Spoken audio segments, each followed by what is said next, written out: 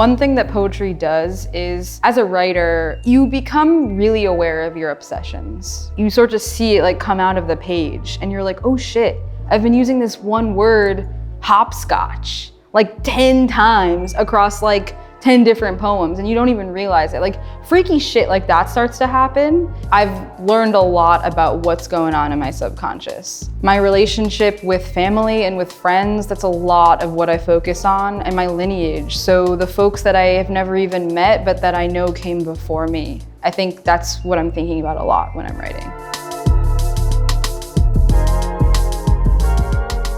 When you listen to a song and there's that one moment where you can kind of like feel the hairs stand up and you're like, oh shit, that was crazy. That happens when I read. That's what inspires me to be like, you know what, I feel like I can do that too. That aha moment, like what they did right there on the page, or what they did with the way that word follows that one, or this phrase, or that enjambment, or that line break. I want to do that for other people. I'm originally from New York City. I grew up in Queens and I moved to Jersey City 5 years ago. I've noticed that there's a very rampant visual art scene, music scene, and there is a poetry scene, but it wasn't sort of coalesced into a fully formed thing. There's a lot of open mic spots, a lot of slam spots. What led me to Jersey City Reads Poems is really trying to distill that into one stage, one moving stage, that will create a professional space for poets to really get booked gigs here and shine. So being able to meet everyone with what their experience is and what their backgrounds is so important, and making everyone feel comfortable, and also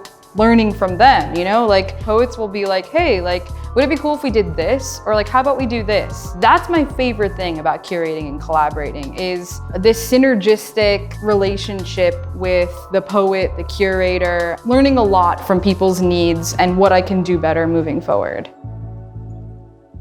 I think the biggest piece of advice that's helped me a lot in my creative process is to let it marinate.